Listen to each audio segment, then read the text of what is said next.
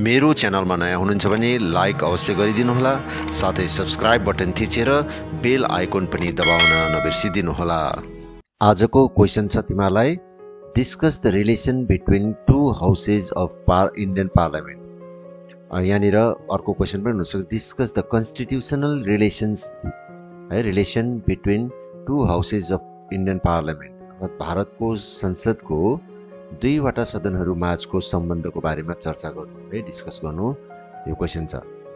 र हेर, भारतको केन्द्रीय व्यवस्थापिका जसलाई हामी संसद भन्छौँ, संसदका दुईवटा सदनहरू छन्, राज्यसभा उच्च सदन माथिल्लो सदन र लोकसभा निम्न सदन अथवा तल्लो सदन। राज्यसभा अधिकतम 250 सदस्यहरू अनि लोकसभा अधिकतम 552 सदस्यहरूद्वारा गठित हुन्छ। यो चाहिँ तिमीलाई सर्ट क्वेसन्समा पनि एमसीक्यूतिर पनि आउन सक्छ ल, 552 यो 250हरू। र यी दुई सदनहरू बीच जुन संवैधानिक सम्बन्ध छ त्यसलाई 3 प्रकारले विश्लेषण गर्न सकिन्छ। 1. राज्यसभा र लोकसभाको समान क्षमता रहेको क्षेत्र। 2 नम्बर, राज्यसभाको प्राधान्य रहेको क्षेत्र।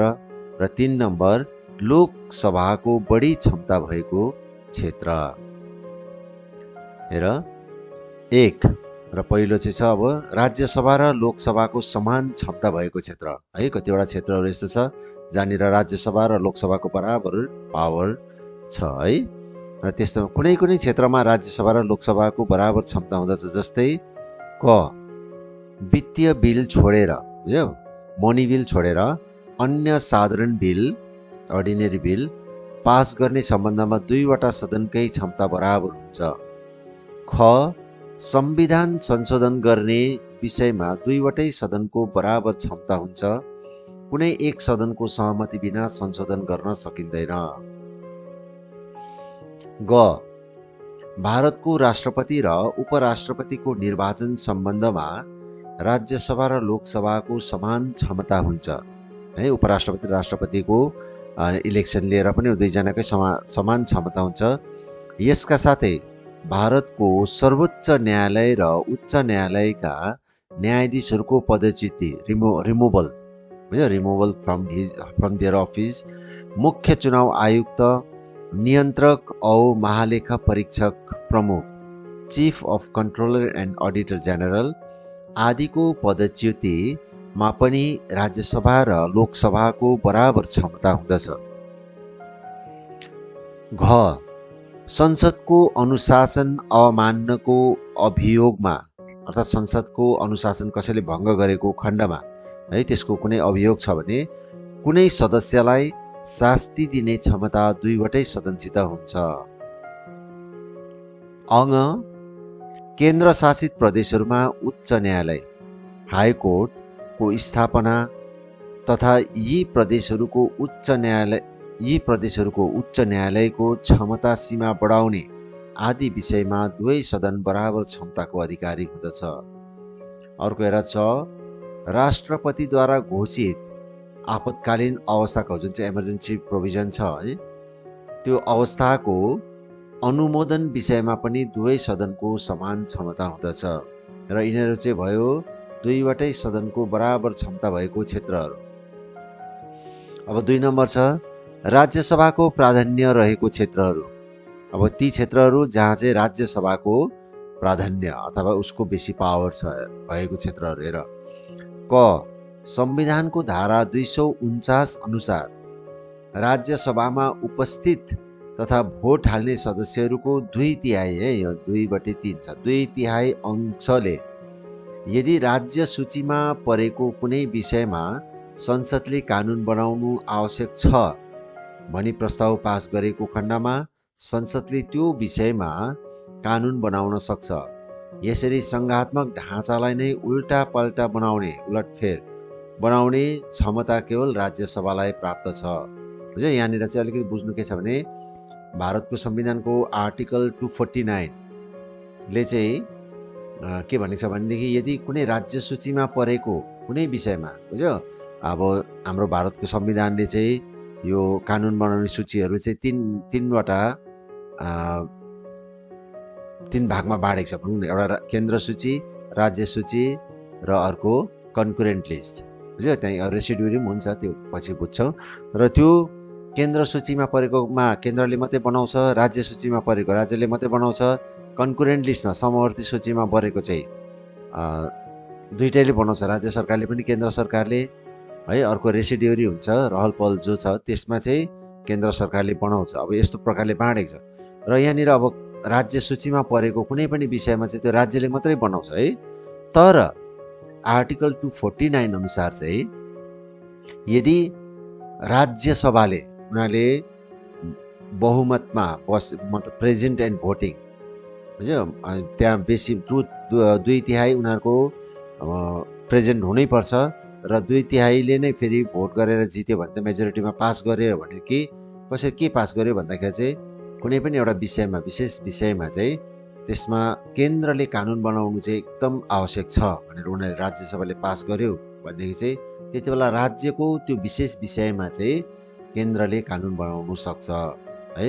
र अब यसरी यस्तो खालके एउटा पावर चाहिँ राज्यसभासँग छ, जुन पावर, जुन क्षमताले चाहिँ हाम्रो सङ्घात्मक ढाँचालाई, फेडरल सिस्टमलाई नै उल्टा फाल्टा, बुझ्यो, बनाउन सक्छ। त्यस्तो खालके एउटा पावर चाहिँ राज्यसभालाई छ।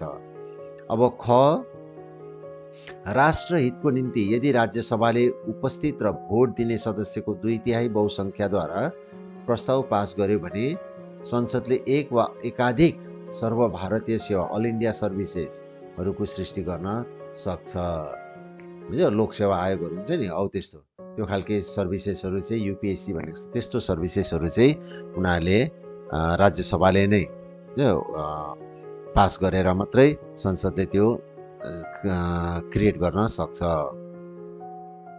त्यहाँदेखि अर्को हेर्छ ग, उपराष्ट्रपतिको पदच्युति प्रस्ताव केवल राज्यसभामा पेश गर्न सकिन्छ, बुझ्यो। अब राष्ट्रपतिको त राष्ट्रपतिको भइगयो, तर उपराष्ट्रपतिको त्यो पदच्युति जो छ उसको रिमुभल है फ्रम हिज अफिस, त्यो चाहिँ केवल राज्यसभामा मात्रै त्यो पास हुन सक्छ, पेश गर्न सक्छ।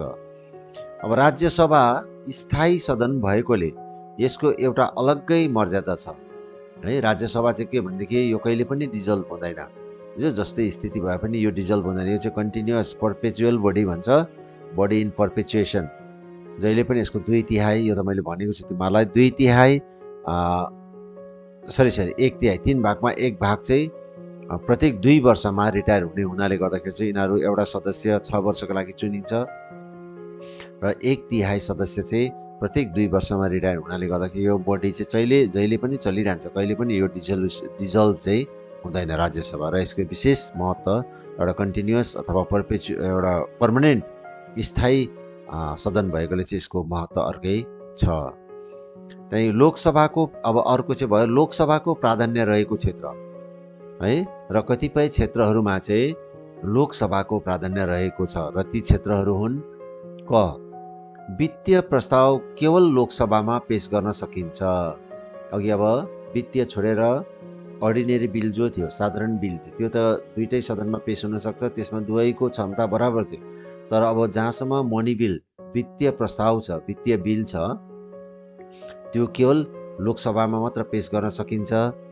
र कुनै बिल है, त्यो प्रस्ताव चाहिँ वित्तीय बिल हो कि होइन है, कुनै बिल चाहिँ मनी बिल हो कि होइन भनेर लोकसभा अध्यक्षले नै निर्णय दिन्छ है। र त्यो मतलब त्यसलाई कुनै पनि एउटा बिल मनी बिल हो भनेर चाहिँ राज्यसभामा पठाउनु पर्यो भनेदेखि त्यसमा स्पिकरले, लोकसभा अध्यक्षले त्यसलाई एउटा सर्टिफिकेट दिएर पठाउँछ कि यो चाहिँ मनी बिल हो भनेर पठाउँछ। र वित्तीय प्रस्ताव लोकसभामा पास भइसके पश्चात राज्यसभामा सिफारिसको निम्ति पठाइन्छ। राज्यसभाले अब हेर राज्यसभामा पठाइन्छ है, तर राज्यसभामा पठाएपछि चाहिँ 14 दिनभित्रमा आफ्नो मतामत जनाउनु पर्छ। राज्यसभाले त्यो बिल आइसकेपछि 14 दिनभित्रमा उसको मतामत जनाउनु पर्यो, अब पास गर्ने कि नगर्ने कि है के हो। र यो समयभित्रमा बिल फर्काउनु असफल भएमा राज्यसभाले पास गरेको मानिलिन्छ। वित्तीय बिल लिएर राज्यसभाले सुझावहरू दिन सक्छ, तर ती सुझावलाई मान्न लोकसभा बाध्य छैन, बुझ्यो। वित्तीय बिल चाहिँ, मनी बिल चाहिँ राज्यसभामा पठाइन्छ र 14 दिनभित्रमा उसले पास गरेर पठाउनु पर्छ। उसले पास 14 दिनभित्रमा पास गर्नु सकेन अथवा फर्कायो भने पनि त्यसलाई लोकसभाले पास गरेको मानिलिन सक्छ है। उसले सुझावहरू दिन सक्छ अवश्य, तर त्यो सुझावलाई मान्नै पर्छ भन्ने चाहिँ लोकसभामा कुनै बाध्यता छैन।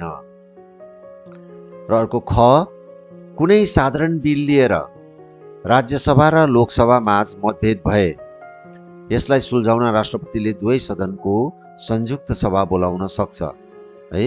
अब के भनेदेखि कुनै पनि अर्डिनेरी बिल लिएर जब लोकसभामा पेश भएर लोकसभाले पास गर्यो, त्यसलाई राज्यसभाले रिजेक्ट गर्यो है, अथवा राज्यसभाले पास गर्यो लोकसभाले रिजेक्ट गर्यो, अब त्यहाँनिर मतभेद भयो है, दुईजनामा झगडा भयो। अब र त्यस्तो स्थितिमा चाहिँ राष्ट्रपतिले दुईवटै सदनको संयुक्त सभा अथवा जोइन्ट सिटिङ बोलाउँछ है।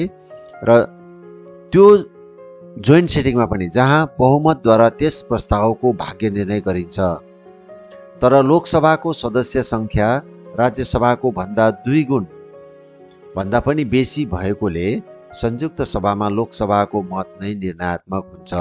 र त्यो जोइन्ट सिटिङमा पनि अब लोकसभाको चाहिँ मेम्बर्स 552 है, अब त्यो अहिले त्यत्रो नभए म्याक्सिमम 552 है, 543 44 त छ, र उता 250 जना गर्दाखेरि त एकदमै डबल है। र त्यसो हुँदाखेरि चाहिँ डबल भन्दा पनि बेसी भएकोले गर्दाखेरि चाहिँ त्यो जोइन्ट सिटिङमा लोकसभाले जे चाहेको छ त्यो नै त्यहाँनिर त्यो जोइन्ट सिटिङमा पनि हुन्छ, र यहाँ पनि लोकसभाकै पावर बेसी भयो। अब संयुक्त सभाको अध्यक्षता गर्ने भार पनि लोकसभा अध्यक्षलाई दिइन्छ। अब त्यो संयुक्त सभाको अथवा जोइन्ट सिटिङको अध्यक्ष जो छ प्रिसाइडिङ अफिसर, ऊ पनि लोकसभाको अध्यक्ष स्पिकर नै हुन्छ। अब घ हेर 44वां यहाँनिर 88 जस्तो देख्दैछ, 44वां संविधान संशोधन अधिनियम अनुसार कुनै आपतकालीन अवस्थालाई हटाउने विषयमा लोकसभामा प्रस्ताव पारित भएको खण्डमा राष्ट्रपति आपत अवस्थालाई हटाउन बाध्य हुन्छन्। र राष्ट्रपतिले कुनै इमर्जेन्सी लगाएको छ है, तर त्यो इमर्जेन्सी चाहिँ अब हटाउनु पर्छ भनेर यदि लोकसभामा पास भयो भनेदेखि चाहिँ त्यति बेला राष्ट्रपतिले त्यो अवस्थालाई, त्यो आपत अवस्थालाई चाहिँ, आपतकालीन अवस्थालाई एकदम हटाउनु बाध्य हुन्छ। अङ्ग, केन्द्रीय मन्त्रीमण्डल आफ्नो कार्यहरूको निम्ति केवल लोकसभा प्रति मात्र उत्तरदायी हुन्छ। मन्त्रीमण्डल विरुद्ध अविश्वासको प्रस्ताव ल्याउने क्षमता लोकसभालाई मात्र प्राप्त छ। यसर्थ लोकसभाको आस्था हरायो भने सरकार ढल्दछ। अब यो अर्को इम्पोर्टेन्ट एउटा यसको आफ्नो पावर चाहिँ के छ भनेदेखि केन्द्रीय मन्त्रीमण्डल, सेन्ट्रलको जो छ एक्जिक्युटिभ भनौँ अथवा है मन्त्रीमण्डल जो छ, त्यो मन्त्रीमण्डल चाहिँ केवल लोकसभाप्रति उत्तरदायी हुन्छ। ऊ लोकसभामा जवाबदेही हुनुपर्छ है। मन्त्रीमण्डल विरुद्ध कुनै अविश्वासको प्रस्ताव ल्याउनु परेन है, अनास्थाको प्रस्ताव भन्छ नि, भोट अफ नो कन्फिडेन्स, त्यो ल्याउनु परेन। त्यो चाहिँ केवल लोकसभालाई मात्र त्यो vote of no confidence motion ल्याउने चाहिँ लोकसभालाई मात्र अधिकार छ। र यदि लोकसभाको आस्था चाहिँ हरायो भने चाहिँ त्यति बेला सरकार ढल्छ। र यिनीहरू चाहिँ भयो यिनीहरूको सम्बन्धको। र अन्तमा भन्न पर्दा भारतको संसदका 2 सदनहरूमध्ये कुनै क्षेत्रमा समान क्षमता तथा राज्यसभाको केही विशेष क्षमताहरू भए तापनि समग्रमा हेर्दा राज्यसभा भन्दा लोकसभा धेरै शक्तिशाली भएको पाउँछौँ है। जनताको प्रत्यक्ष भोटद्वारा निर्वाचित प्रतिनिधिहरूको सदन भएकोले स्वाभाविक रूपले लोकसभाको महत्त्व बेसी भएको हो।